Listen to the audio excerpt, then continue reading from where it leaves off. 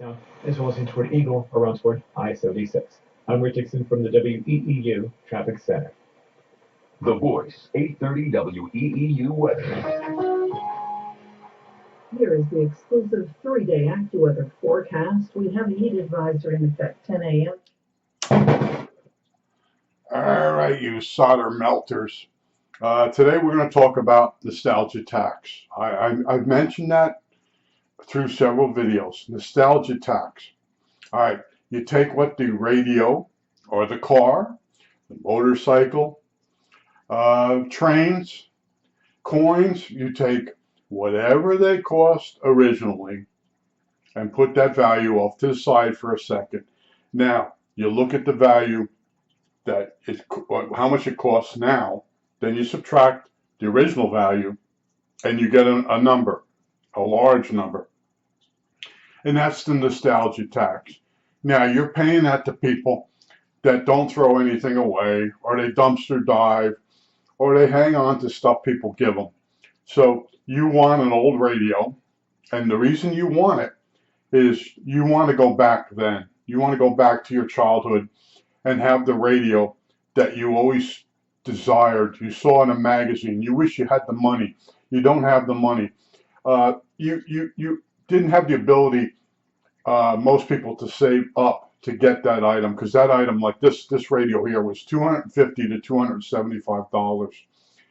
So a lot of people always wanted one, and as time went on, they got their first car, they got married, they had children, but in the back of their mind, in the back of their mind is the product of days of staring at something in a catalog. And as you move forward in life through different stages, you realize there are stages that you didn't do as good as you wanted to do. And a lot of men, I used to sit there at work, we used to discuss this. You tend to go back through hobbies you had as a kid with more money. Now, I just redid the fish tank. I've had fish tanks over the years. Each time I get a little bit smarter with what I do. I try some new things, but it's all nostalgia. I had fish tanks when I was younger. The fish still look the same. It's got like a feeling of, you have a feeling of contentment when you look at the old, if they even sell them anymore, the old little catfish. Remember the little tiny catfish with the CBS eyes? Well, anyway, that's what's going on. Now, in my case, I bought this radio because they said it was really hard to repair, and it was really good, and it's just not that well made. From the outside, for a dandy, if a dandy owns this radio and it's working, oh, that's a great radio. But I worry about the circuitry, and I take IF cans apart and recap them, and I know a good IF can when I see. Now, this Hellcrafter's got both the AM and FM IFs in the same can. They're just junk. They're just basic IF cans. There's nothing special about them. They did do different amounts of winding versus capacitors for IF 1, 2, and 3, but that was a known thing. That wasn't revolutionary. The revolutionary thing in this radio was when they put the FM band. It has both the old FM band and the new FM band on it when they made it in 1949, whenever this thing was made. And I saw this and I'm like, wow, that's really different looking. It is. And then you read about the guy that designed the Studebakers. So anyway, and he designed railroad engines to look, not to actually function better, just to look better. Give it more modern look. See, this radio has a unique look to it because they have the knobs in a row. Instead of the BFO on and off switch and the knob being together, it's ergonomically messed up. But it was made to look different and better. And then they have some features on the FM. You can change the selectivity of the IF cans and the shortwave bands. It does a good job on AM broadcast. It does a really good job. So for its day, it was basically a step forward. Now you come to now, everybody wants a lot of money for these things, and I if you see this knob broken or this knob missing here, you got some serious damage on the radio. You have to actually own radios and have bought them from eBay and to really study the pictures. And a lot of times when there's a big gash in the chassis, they give you a lot of pictures of the radio, but they avoid that side of the radio. They're geniuses. These guys that sell these radios up there, they're geniuses because they know most people that buy the radio are going to unbox it and they're going to say they're going to get to it. They're never going to get to it, but he's made the sale. It's all about money. Now I bought this thing and I didn't know about that gear. I'm all excited. I got the IF cans all recapped and all that. I've gone through all the bloody hell I thought I had to go through. And then I go to turn the dial and it goes in one direction. So I go to turn it back, it wouldn't go back. I look down, I see a gear that's not turning, had a crack in it. I went through all this. I fixed it, got the radio working.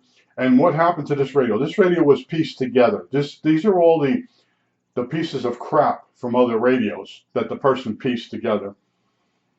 And it's missing a side panel. See, that's how that side panel's on the A model that they sold. You know, not the A, but their best model.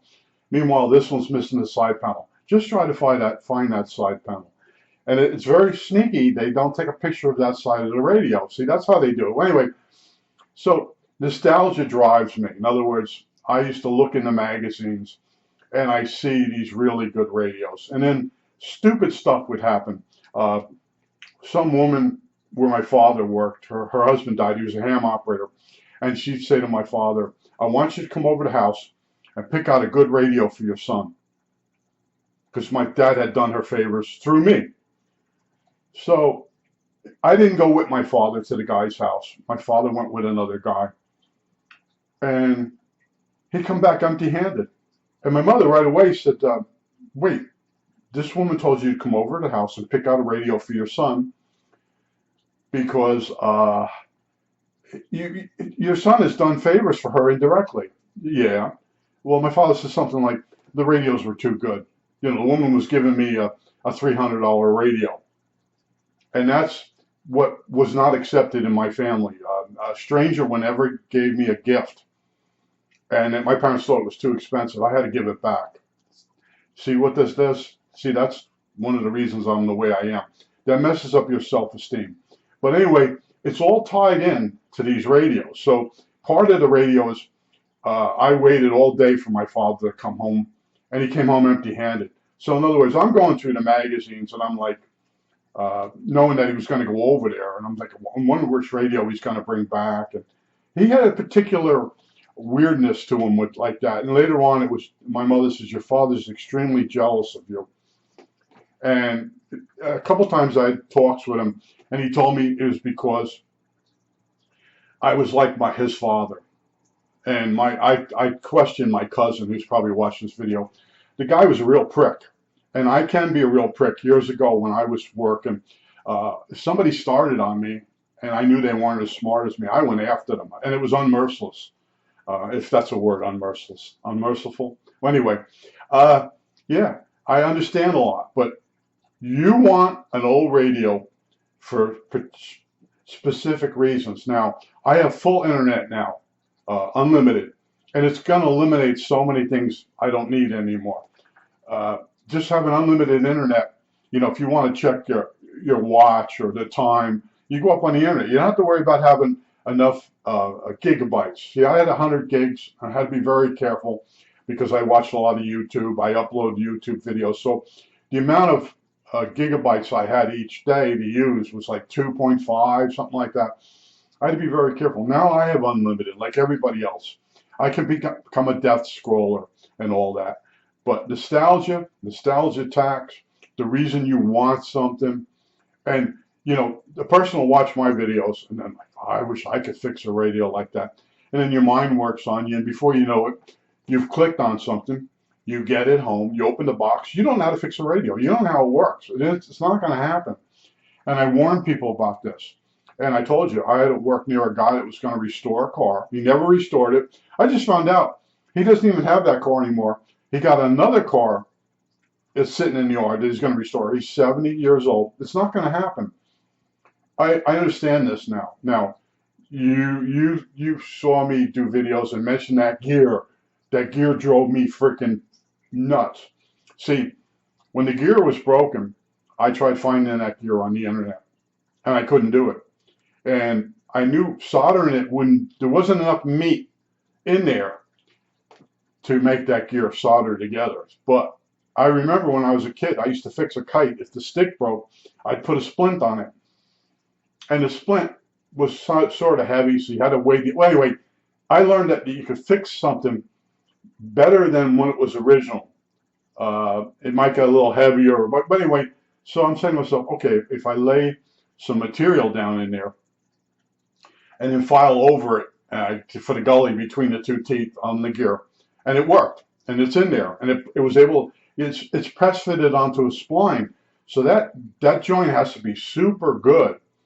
So when you press fit it on there, it doesn't snap apart. If you just soldered the meat where it broke, it's just going to pop apart like the first time, because that's what causes that gear from hot and cold, hot and cold, hot and cold. Any fracture cracks from when it was press fitted, it snaps. That's what actually causes it. So I told you there's another video. It could have been that mechanism, the person showing that gear, and I was afraid to buy the assembly from the guy because it looked like it was rusted, and I'm thinking if I pay $100 and something with tax and shipping and all that, what if that gear's broken the same way? So I tried to find on the internet. I spent days, all because I have this thing about radios, and I have this thing about the radios because my father bought me it was kit number 135 Lafayette Super Regenerative Radio. We put that together on Christmas morning. He brought me home a Philco chassis. The number of that one is 36-250X, and that had almost everything in it. 3 IF cans, a double tuned front end, and it was the best model Philco ever made for shortwave. It was a big console, floor model console, and that radio is the one I used all through high school. And I did all kinds of experiments with it. I put an S meter on it, but it ended up I was able to get a national radio. I might have told you some of this stuff before. I've done some videos, and then I looked at it. I'm like, nah, I'm not going to release that. But in your mind, why do you want old radios? There's really no use for them. See, I just like them because they're part of myself. And I have a neighbor. I was talking to him. And a lot of people will tell me that I live in the past. I do more modern things than they do, but they don't understand what I'm doing. But yes, when it comes to old radios, I do like them. I like tube radios over transistor radios because they're easier to work on. They get less problems than a transistor radio. A transistor radio can give you a bad motorboat problem, and it's hard to really locate where it's coming from. Where tube radios, you can actually break each section down. It's just they're cruder, and but there was some real good technology in the tube radio. So when they went to transistors, all they did was take that same circuitry and use a transistor. So you look at a bit of history. In this radio, the S meter works, the band spread, the main tuning, all the bands work. They're all calibrated. The FM works. The bass boost works. It's just, I got it done. And I told you that. I stay with something until it's done. And it becomes extremely painful. And that's why when other people shoot from hip with me, I get really aggravated because I know they're bullshitting me. A 1%er, that's a person that's got the black belt karate. He's got his pilot's license. And when you bump into a 1%er, see, I go out walking, and you bump into the guy, he's not a bullshitter. And sometimes he won't even tell you what he's accomplished. I met this guy, Richard Stringer, butterfly expert, biology teacher at Hack. He just died. And I met him one day, and he was so meek. He didn't even say, I did this, I did that. He didn't say what he did. He didn't say what he was going to do. He was just standing there, and we're talking about butterflies. And because I walked by, and he had a bunch of milkweed. And I go, what are you doing taking the milkweed out? I said, that's for the butterflies. But I didn't know he was actually growing milkweed for the monarch butterflies. So he actually did got a hospital out west to let him use the MRI, and he MRI'd a chrysalis as it formed. And those slides, they're in black and white. They actually got used in the movie Flight of the Butterflies or whatever. They used his footage. He's famous for that.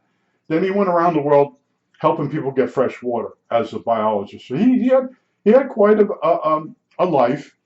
And then he bought this house over on Strasburg Pike. And he had a girlfriend in there, and she had an antique store in one of the outbuildings. And he's a character. And when I met him, he wasn't a self-promoter. And he had this old, I don't know if it was a Bentley car. And but anyway, he got like, he didn't get Alzheimer's, he got like Parkinson's. And he was starting to slow down. Anyway, that's the person I like to meet. Because I'm really into radios. I'm really into technology. And some people will start telling me about something. And, you know, the person says, the guy had a phone, you blow into it, it tells you your alcohol level. I said, well, it's a stick-on unit that's on the back. And I was trying to explain to the person, there's all kinds of, a unit you can stud find with your cell phone. There's a unit you stud find. Well, anyway, you use the cell phone even with metal detecting. It actually shows you where you've been on the beach. You put in this app. So it's not part of the metal detector. It's part of the hobby itself. And there's people that, you know, you can fly your drone using your cell phone. It's just, that's what's killed a lot of things. Is the cell phone just can do so many things that other things can't do anymore. And that's what's killing all these hobbies. And it is moving forward in a way. You know, you don't worry about flying a remote control airplane. You get a drone and it knows GPS wise, and you enter in trees and stuff so it won't run into them. And yes, it's moving forward. You don't have to really fly the drone anymore. The computer's flying the drone. Yeah, okay. But I sort of tend to like the old hobby where the guy builds the plane from scratch. He taxis it around for a few days, trying to get used to it, lift off and take offs from 3 feet high. Then one day he takes it up, flies it around. I watch people do things in progression. And I would find this person is building a remote control airplane. And I went up to the guy's house.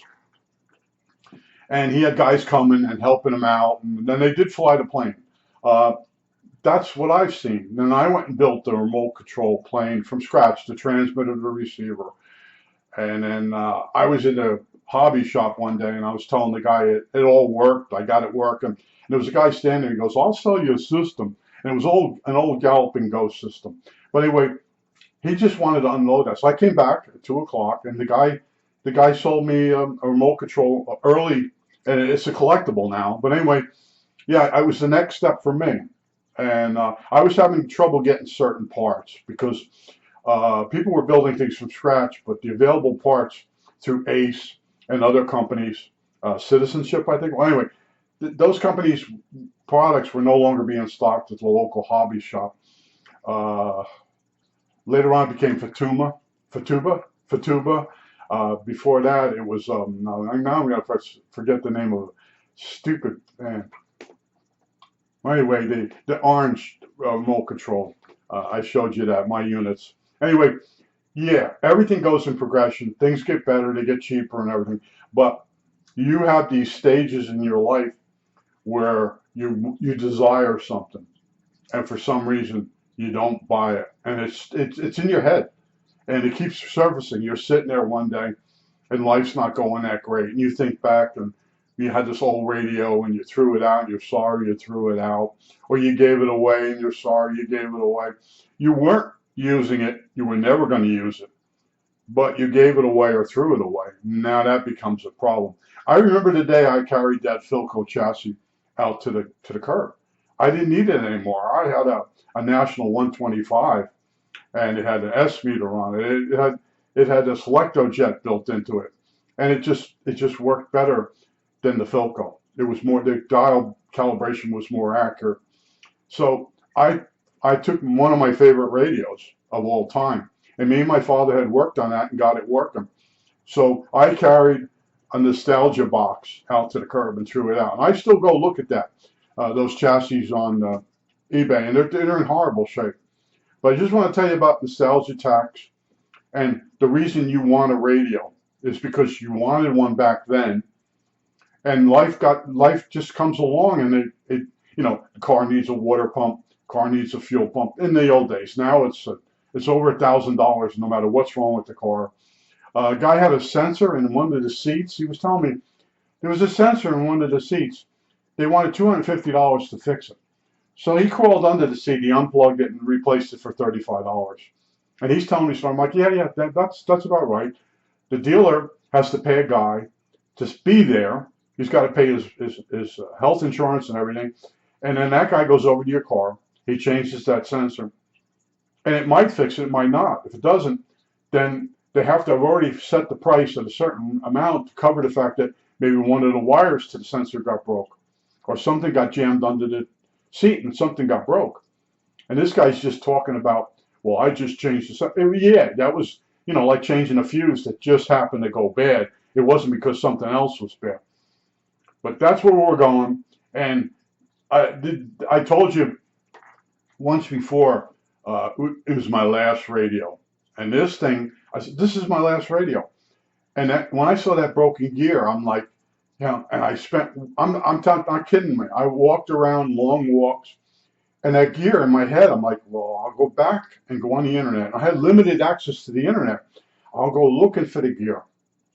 And then you find, as you're looking for the gear, you find something else you start reading, and you're like, oh, I hope this doesn't get in my head, and I start wanting to build that. But in other words, I had tools and stuff that I could build the gear. I had a lathe. I don't have that here. So I could make that gear if I was the younger person I was years ago with the dexterity in my hands. I made gears for clocks. And I could sit at work with just a file and a piece of brass.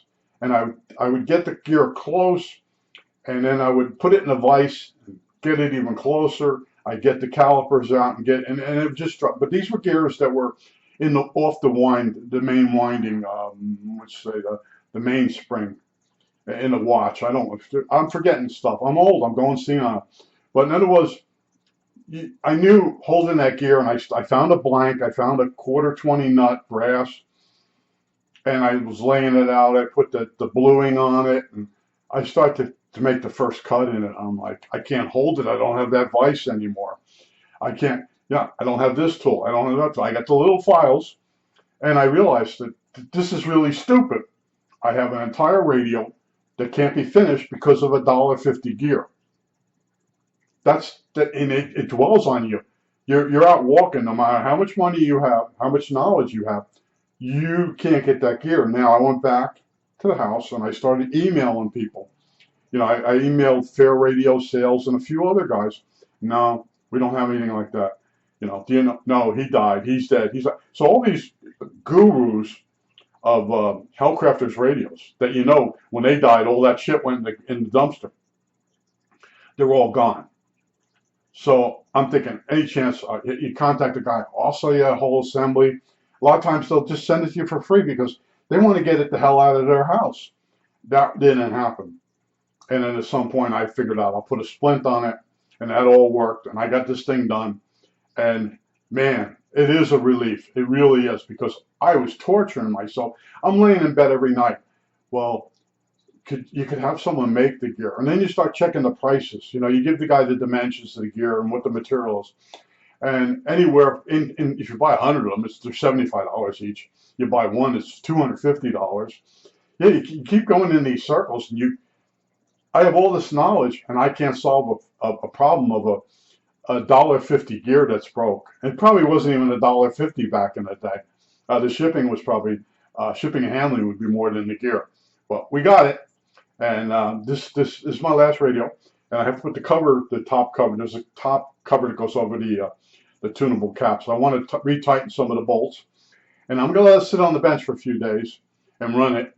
And a lot of it, I just want to go through. A lot of it was someone tightened up every single adjustment on this thing, all the way in, all the IF can threaded rod. What would that be called? Well, anyway, all the adjustments on the IF cans, they screwed it all the way. It would be the slugs. They turned the slugs all the way in.